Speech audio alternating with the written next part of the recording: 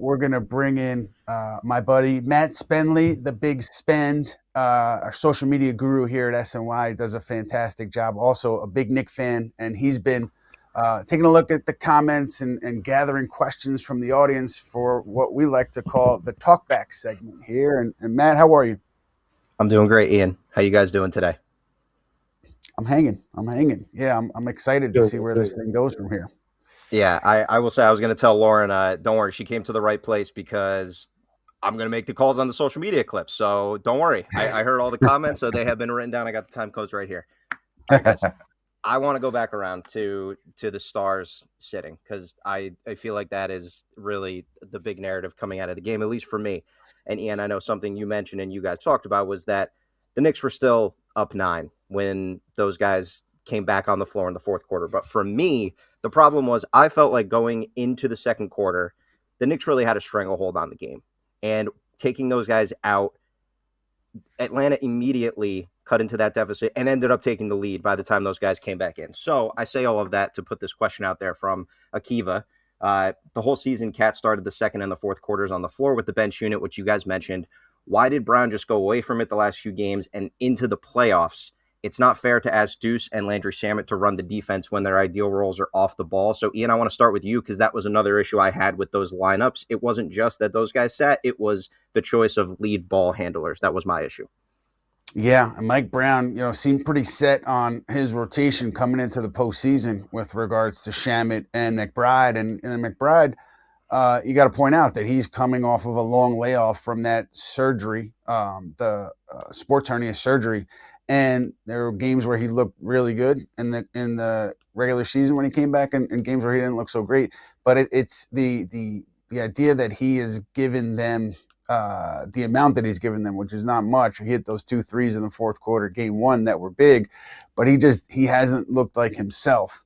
And so that to me is where you have to maybe make the adjustment. And obviously Mike Brown going to Alvarado, that was one of the adjustments, but he also stuck with McBride, and he stuck with Shamet, and Shamet also has had a little bit of a prolonged shooting slump here. So these are decisions the Knicks are probably talking about right now.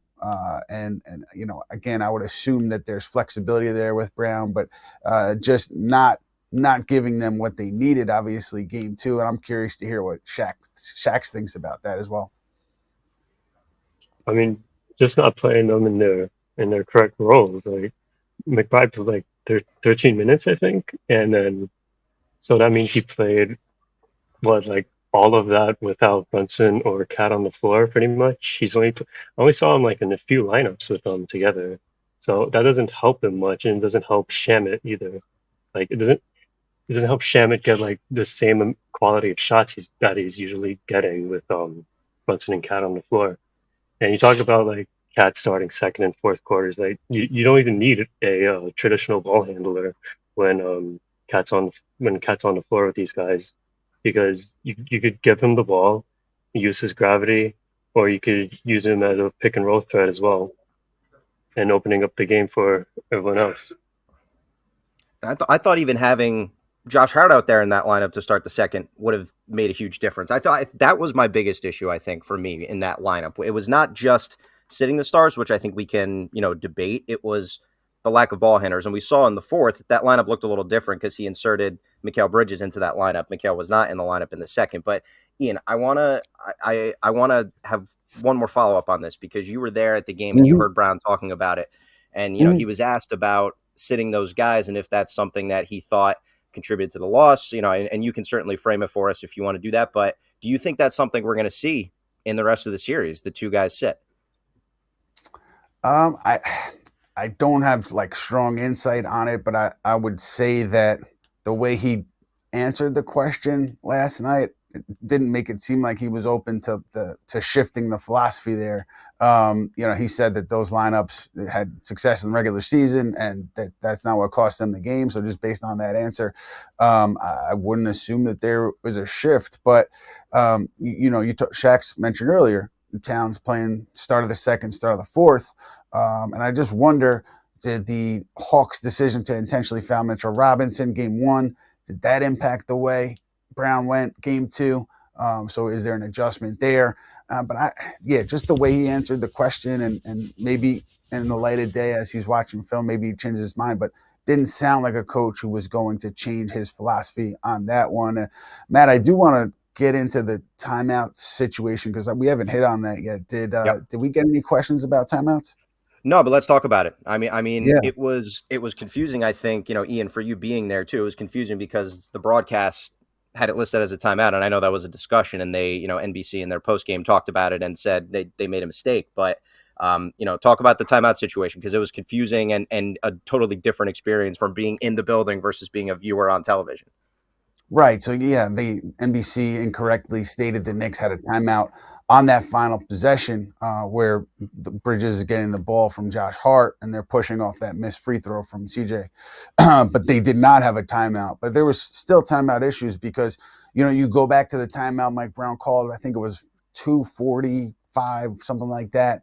Jalen Brunson's, dribbling the ball to the basket and he's calling timeout. He said after the game, we just had a few possessions where I didn't like what I was seeing, wanted to just, talk about it and try to work through it.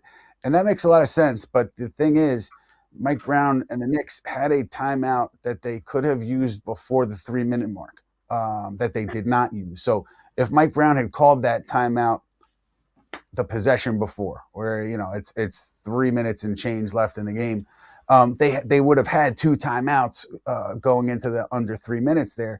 So in essence, by calling that timeout 2:45 and not calling it, 20 seconds earlier, you're losing a timeout that you had in your back pocket. And then, if he does do it above the 3-minute mark, then he can call the timeout the way they did to set up the play for the Jalen Brunson 3. I think that was like 10 seconds to go. And then you have your second timeout to use when Josh Hart gets the rebound from the McCollum miss, and you could set something up where you're not just kind of going on the fly and maybe you're getting a better look than you ended up with. So, I think that I don't know whose job it would be on the bench in terms of, is there somebody who reminds Mike Brown what the situation is?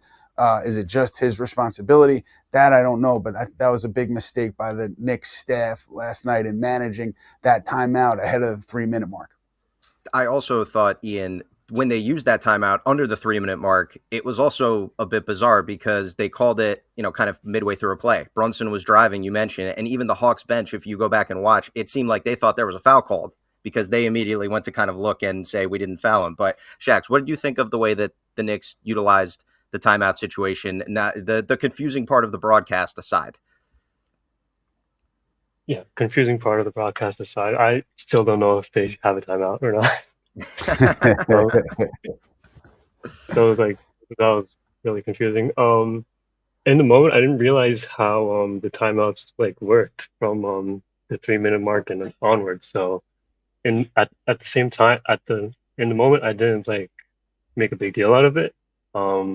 I didn't think it was going to cost them a timeout down the stretch of the game. So that was not a good decision to do that. I also didn't watch the play yet, so I'll get to the play and see how close he was to getting into a set or something. Shax, a question for you. Are you going back and tell me a little bit about what you've done this year in terms of your charting? You're going back and charting each play because you've done some really great work in breaking down what you're seeing on the floor.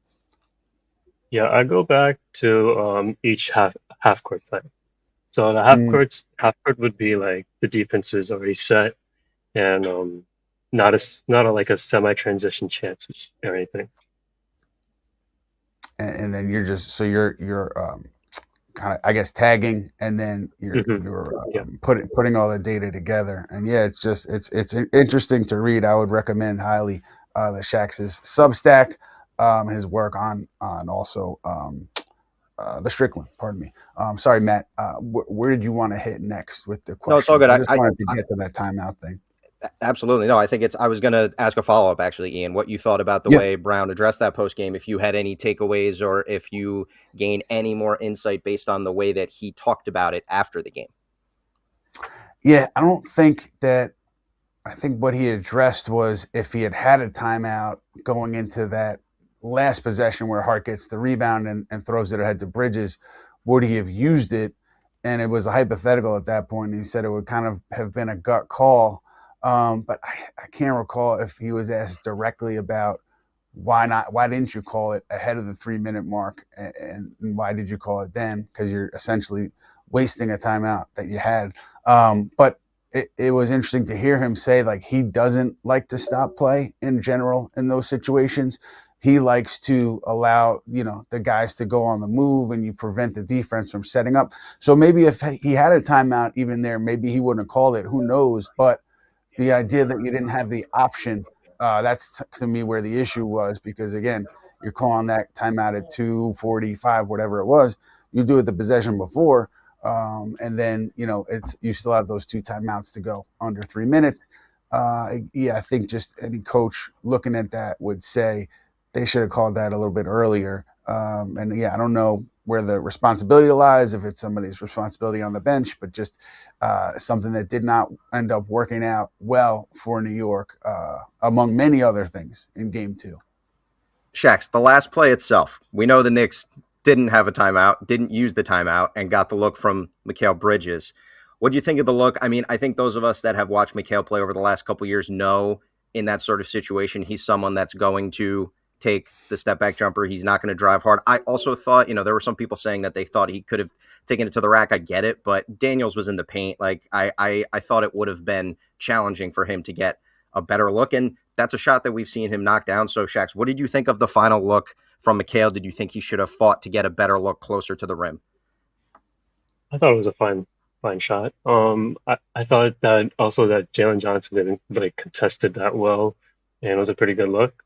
And once like Josh Hart grabs the ball like cleanly off the rim, I mean, you gotta go. I mean, that's like that's like honestly like it's a perfect chance there if there's no timeout. So I felt like you gotta find shot.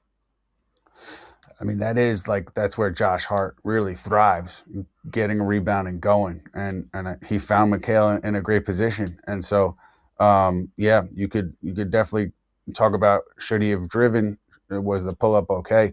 I thought you could probably, even if you don't take hard contact, you might be able to sell a foul. Like, I'm thinking, if like Jalen Brunson was in the same position, I could see him using his body to sell out and get a call and then get to the line, and then it's a different conversation. So just hindsight always 2020, but it's just interesting to dissect these moments as the Knicks move forward here. And again, a very winnable game, a game that they coughed up, and that's going to have an impact regardless of whether they win the series or not. It's going to have an impact moving forward, if they do win it, going into that next series against Boston.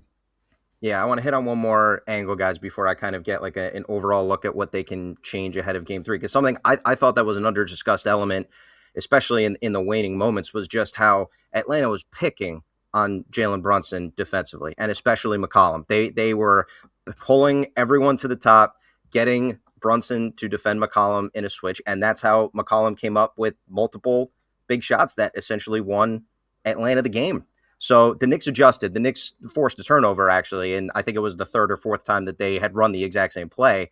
They made that adjustment. But I look ahead to the rest of the series, and I see that as something in crunch time that the Knicks are going to have to contend with and make an adjustment for. So, Shax, I'll start with you, and then, Ian, I want to get your opinion on it. What did you think of the way that Atlanta attacked Brunson in the waning moments of the game? Yeah, first off, I think Atlanta needs to do it more because I think they went like 1.5 games without doing it that much. And I feel like it started around the 3rd quarter as well when Brunson picked up the 4th foul. They tried to go at him. And I'm like screaming at my TV, like, don't switch this because Brunson's going to avoid the contact here. And he's not going to guard McCollum well. And you saw that McCollum did get a few shots in the 3rd quarter as well. So I'd say that Atlanta they do need to keep attacking it, especially if McCollum's got it going right now. Yeah, I think also late, Matt, at least one of the possessions I saw OG Anunoby, whether it was off a switch or not, was there on McCollum. And so maybe they do switch it up a little bit for Game 3. But like you're not taking out, but you're really limiting Jalen Johnson and you're limiting Nickeil Alexander-Walker, and you can't take everything away. could Brunson have defended better? Yeah, I'm sure that that's the case. But yeah, it's tricky because there's whatever your strategy is, you're going to leave somebody kind of with an advantage offensively, and obviously they took advantage of it fourth quarter last night. Yeah, Ian, to your point, I think it was, I'd have to go back to watch the film. I'm not at the same level of a film bro as our guy Shax here, but I think it was the play where they forced the turnover. They had OG come in and just more aggressively try to force McCollum to give up the ball instead of just allowing him to cook on an island. And I think that's the adjustment that they made. But like you mentioned, we'll see if that's something that they deploy, in crunch time as it goes again. All right, guys, from Badler, this is an overall macro level. I mean, it's a 1-1 series now. This is a series, I think that, for me watching it, it felt, especially, going into halftime, going into the fourth, are the Knicks going to have the ability to put this away in 5, maybe 4 games, put themselves in position to be fresh for the Celtics? And obviously, this is a completely different series now. The Knicks are heading down to Atlanta. They play on Thursday. So, Ian, I'm going to start with you from Badler. Very simply, how do the Knicks adjust for Game 3? Yeah, I'm going to just throw out the technical aspect, and I'm just going to lean back on just what I've seen with this group, particularly Jalen Brunson. Talked about it earlier, the 2 games against Philly to kick off the playoffs 2 years ago, he was not good. And then last year against Detroit, I think he was 12 of 27 both nights. They split those games at home.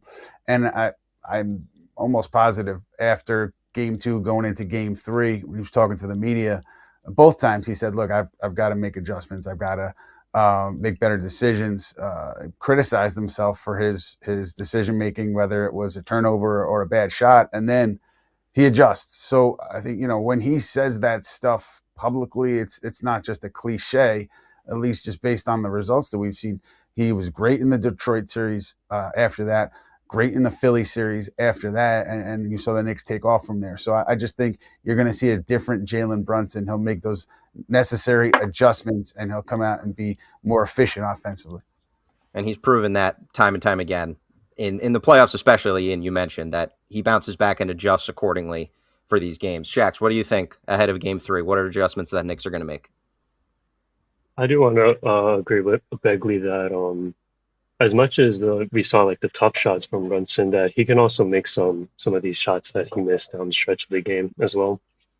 Also, I think rotation wise there has to be a change, because I think you have to have one of the stars on the floor. You can't let Atlanta crawl back into the game like how they did in this one.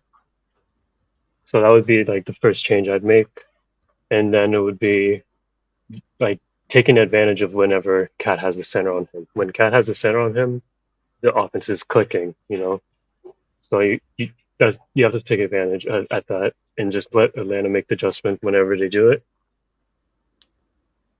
Yeah, I mean because they opened up the game differently than how they finished it. It seems like they're kind of going back and forth. And Shax, to your point, the Knicks go back to that game late in the regular season. It was the Monday before the end of the regular season.